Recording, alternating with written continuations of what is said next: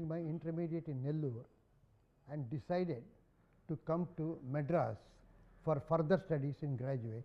So, I wanted to take in those more than the honors, I had to take just a BSc course in those days. It is a physics course I wanted to do, science, and I applied for Presidency College because that was what I liked.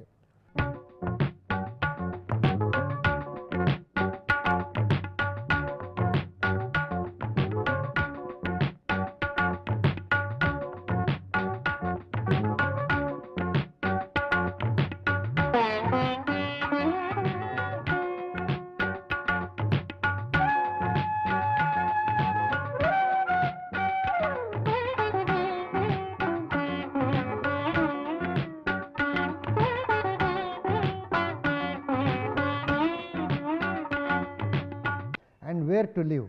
Just temporarily few days I was with my brother-in-law, sister's house, but then I had to get to Victoria Hostel. It was slightly expensive.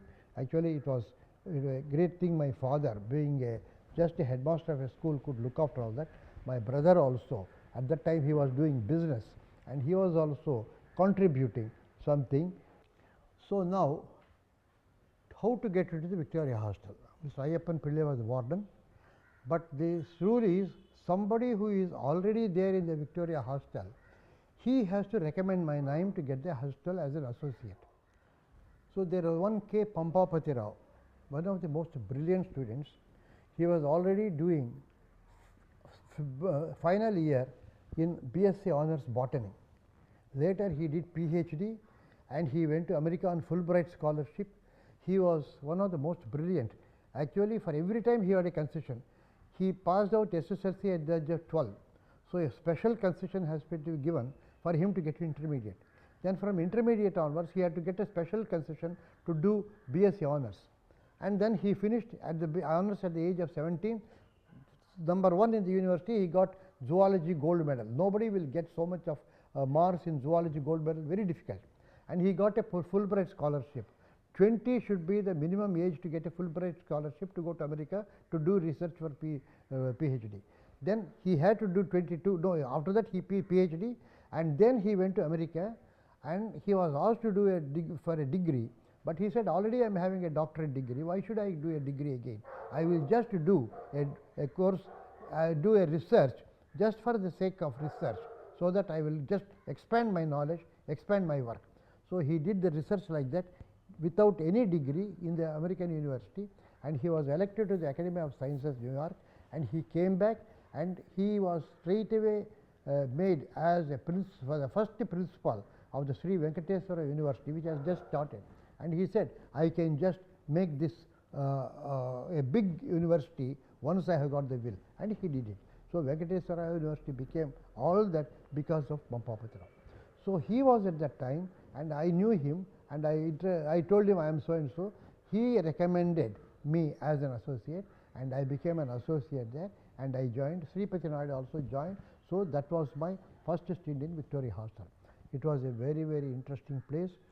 Actually, more than the education in the college, when I see back in my life, it is the education of those few years I got in the Victoria Hostel. That was the real education, because there is no ego clashes, there is no sentiments. Everybody either I will help or is an enemy, like that. I will have to live on my own, I will have to fight against odds. So, that was the real life and the training. So, every time today I am telling all the teenagers, girls and boys, at least 1 or 2 years stay in that hostel. Anywhere you go, even supposing you have got a house and there is a college there, and if you can afford, best thing is do not stay in the house, come to the house on a Saturday and Sunday, stay in the hostel. So, that is the best training anybody can get. They have to be in a hostel. So, that is what I got the best experience. And today some of these talk, actually Presidency College was boasting of the Mr. General Kariyappa, Sir C.P. Ramaswamy, they were all old students of Presidency College and Victoria Hostel. So, for me, Justice Mohan, that separately Supreme Court judge and the Chief Justice of Madras High Court, he was my roommate, not roommate, next room. And apart from Dr. Pampapati Rao, Mr. Kuchutaman, who became the judge in the High Court, and another person who became an ambassador. They were all very good friends. I do not know how they all dispersed, where they are now. So it was a wonderful time. There was study hour, and there we had a lot of people going through to films and all that. That is why I improved my knowledge of the films. There I was initiated with the Hollywood film, because Chennai is the place, Madras is the place where we have got the 4 theatres, that is Elphinstone, Midland, Odeon and Minerva. Minerva is in the town where we have to go very, very far away. That's far away we have to go, and we used to walk from Victoria Hostel all the way to that Minerva theatre and come back. It's a small theatre, the beautiful sound and all that. And it was there we saw Gone with the Wind. It was where I saw all Hitchcock's films, William Wyler, David Lean and all those films. And apart from that, I saw films of Ingrid Bergman and comedies of Danny Kaye and Red Skelton and Bob Hope, especially Pale Face. All those films is an extraordinary thing. So at that time, having seen those films, our interest in the Indian films and particularly South Indian films were not much. Probably rarely a Shantaram's films in Hindi, or a very rare film for Mr. B. N. Reddy or K. V. Reddy. That's all we used to see. But generally, by and large, we are not interested in these films. And we had to go every day late in the nights for the film. And once in the end of the month, there was a problem of getting the funds for it. So we used to go from room to room with a hundi and collect all this change so that we can go to a film. Now, in those days, the Presidency College exactly was a bit liberal. There was a criticism like that, because the Loyola College and the Christian College, they were all very strict, and they never allowed students to go out after 9 o'clock. But Presidency College had a bad name, that the authorities, especially the warden, was lax. So it seems there are complaints from the parents, and the principal told Mr. Ayyappan Pillai, the warden, from now onwards you must be very strict, put some sort of a warning. Anybody who comes late in the night from any picture or something, he should be some sort of a fined, or he must be given a warning, something like that. We did not know. So we, about 4 or 5 people, we went to a film and came in the light. The sergeant was sleeping there, and there was a book. Sergeant, he was sleeping, actually he was sleepy. Say, Sergeant, who are they? So we are so and so, we are from the students and all that. Okay, there is a new rule today, you have to sign. At the time you have come and all that you have to sign. We did not know about it. It's a new rule, because every latecomer has to sign. So we went there, the book was there, the date was there, and we had to sign. Suddenly one friend, one Mr. Vittal Rao, who was another very mischievous type of person, very intelligent. We knew the type V.K. Ayyappan Pillai, he signs in all that mess boards and the notices and notice boards and all that. So everybody is very familiar with that sign. So he started writing V.K. Ayyappan Pillai. So all 4 or 5 of us started V.K. Ayyappan Pillai like that and went away. Sergeant did not know. Morning he closed the book and he forgot about it. When Mr. Ayyappan Pillai came at about 8 o'clock to the hostel office before going to the college, he asked the sergeant, "Hey sergeant, what happened to the book?" Suddenly he remembered, and he gave the book. He opened. "Sergeant, did you see me going to the picture yesterday? How many times? 5 times? Take away the book." That was the one day there was a book where every strict rules were framed, and all that book complete was cancelled. All those things, all strictness, everything back to the same normal liberty of Victoria Hostel, unlike the Loyola and Christian colleges. That is why it was there. So apart from that, as I had been dreaming of meeting that music director S. Rajeshwar Rao when I was in the college. So on the first 1 or 2 weeks, first thing I did was, I was not interested in going to places like museum and all that. Those things didn't interest us. I first went to Rajeshwar Rao's house. It was in Meldams Road, and there he did not come. I was waiting there. He came late, about 1:30, 1:45 for his lunch.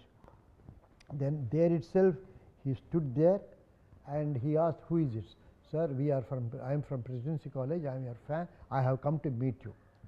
Then he just sat there. "I am just coming from Malleswari recording." and he sang one small bit. Oh, oh, oh, oh, oh. Kona datiravu I chandamama, konda datiravu I chandamama. O mena mannala, o mannalalo, chandamama, o chandamama. This was the song Bhanumati sings in a well later picturization. He has just recorded that song, and he told us that song, he has recorded that song, and he did some sort of he did like tabla with those two hands. That was just brilliant. I did not know with just two hands so much of rhythmic sounds could be produced by a man. He was an extraordinary genius. He did that and he went in. So I was waiting he will come back. He never came back. I waited till 2:30. I went away. Then next week again I came, and he immediately was very angry. Why did you come? Why do you keep on disturbing us and all that? Like that I went on and meeting him, and we became very good friends. And later he was taking me, talking to me so much about music, talking to me about Beethoven, Mozart and all those Western music and all that. And I used to meet him many times in music academy concerts, where we used to sneak through by Boy Scouts and all that. That's how we did that. And we used to meet. He was the person who brought P.B. Srinivasa into that. He used to get P.B. Srinivasa into those kacheris and all that. That's why I met Mr. Rajeshwar Rao. At that time also I did not have any idea of meeting either Mr. K.V. Reddy or getting into film industry. Absolutely no idea. My people were asking, thinking that I will pursue my study to MSc and then get to a job, some science. My uncle had a ambition that I should get into Indian telephone industries, where he was the PMG and all that. But I did not have any ideas. At that time, we had an opportunity. Mr. Harindranath Chattopadhyaya, the great dramatist, was an MP also, the poet. He is the brother of Sarojini Naidu, the Nightingale of India.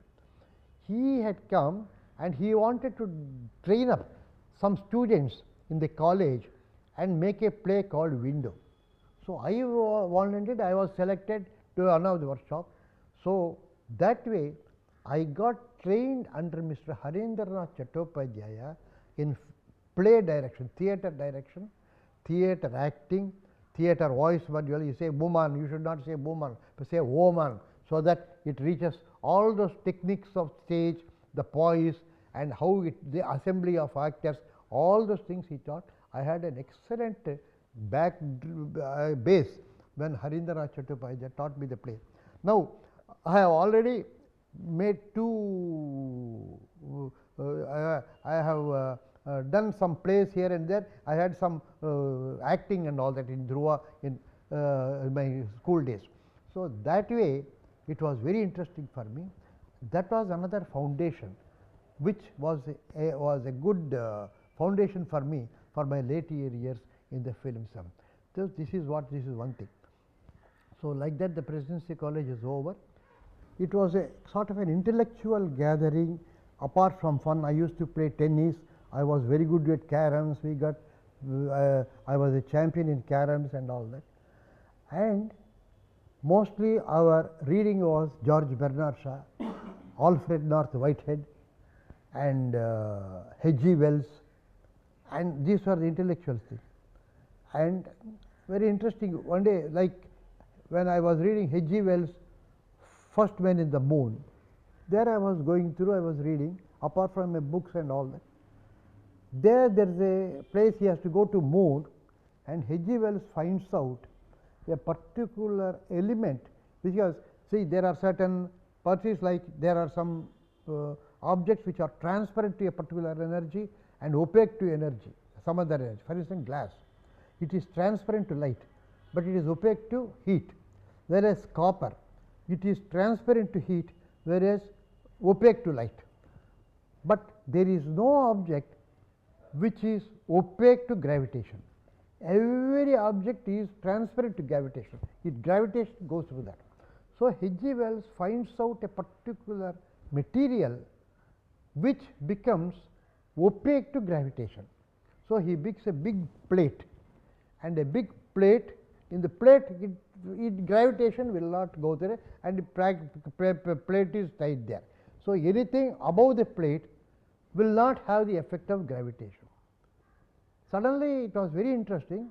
I read the book, I kept the mark, and I closed the book, and I called all these friends, Pushpak Rao, D. Ganapati Rao, another friend, till my life end he was there, he is no more now. So he was, the first time I met him, he looked like a lord and he was a MSc student. Later I found that he was my classmate. So he was like a very stylish type of person, the way he talked with the authority and all that, very interesting person. So he was there, and a lot of people were there, and I told them this thing, what H.G. Wells wrote. This is what he has written. What do you think will happen? So we all thought all these objects above that will be floating. If you put a ball, the ball will float, it will not come down, or anything will be on the floating. That's all we could think. So probably we can go there and walk over that and again fall this way. We can fall here. All the interesting things we were all imagining. It was a great fun, but it is an intellectual discourse. It was just jokes and all that. And finally, we all read the book. In that book, his imagination was something, we were amazed by H.G. Wells' imagination. He said, for the distance of 5 miles, that is 5 kilometers, there was a storm. His reason is the gravitation, the weight of the air column on the plate becomes 0 because it becomes a vacuum. So the air column from there rushes in, so that there is a continuous rush of air from outside to inside, and that becomes 0. So like that it goes on, and it is a big storm up to 5 kilometers. We did not get this sort of imagination. So we were wondering how H.G. Wells imagined this, and this is the way. So that's why we had to think that we are so little. There are stalwarts who did so many things. So to reach that, so many things, even now, after reading that, I remember, for doing nothing, lot of people, especially in the film industry, they think they have done a very great thing. Nothing, because what they have done is very, very small thing compared to some of the stalwarts, especially in the literature side. Masterpieces, what imagination, they have done wonderful things. So that's what, that sort of any ego, definitely you will definitely remove their ego once you read that literature. Such a great thing was there. And this sort of discourses were there. My uncle, Mr. Bhima Rao, he was a PMJ, I said. We had a number of cousins. I had, we are 2 in Presidency College. My cousin sister, another niece, they were in Queen Mary's College, and one in Loyola College, and one in Christian College, and somebody like that. We had a lot of people, there were 7 or 8. We all used to meet on a Saturday, play games, sing songs and all that, and it was a very wonderful time. That college days it was going. So we did not know what to do. So I mean, it was so nice. So even the pictures, discussions and all that. And Mr. Bhima Rao was a very strict man. He used to use questions. Somebody from the science, suppose he take a pillar, what are the forces acting on in this pillar? Lots of questions, interesting quiz programs, on-spot quiz and all that. As usual, pulling one's other legs, jokes, everything was going on. And during the college, we had great visitors. We had Dr. C.R. Reddy, he is Kattamanchi Ramalinga Reddy. He was the Vice Chancellor of Andhra University, a very great person. And he was enthralling. When he gave a lecture, that is, somebody said, what exactly will be the future of the country? Will it be rightism or leftism? Somebody asked, some student, and he said it will be rightaboutism, which was a very interesting way Sir C.R. Reddy told.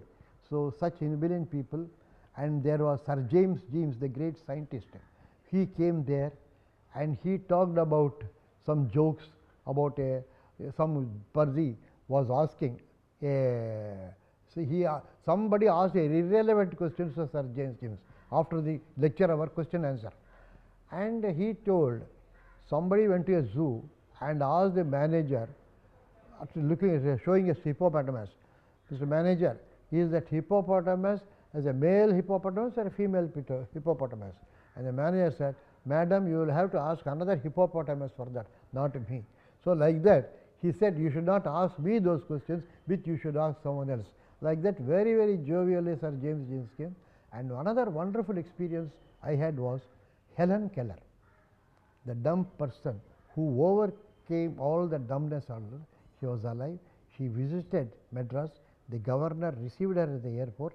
She came to Presidency College, University, and she talked to all of us, not all of us, the group. It's a big gathering, everybody. And she made a speech in spite of the fact that she was dumb.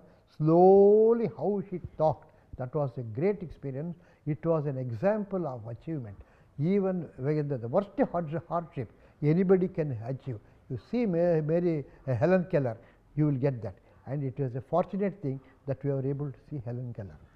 And it was at that time, first time, Prime Minister Jawaharlal Nehru, he had come as the first Prime Minister of this country. So we were all there, first time to see Jawaharlal Nehru. We never saw Gandhiji in the school days I have seen, but never saw Nehru.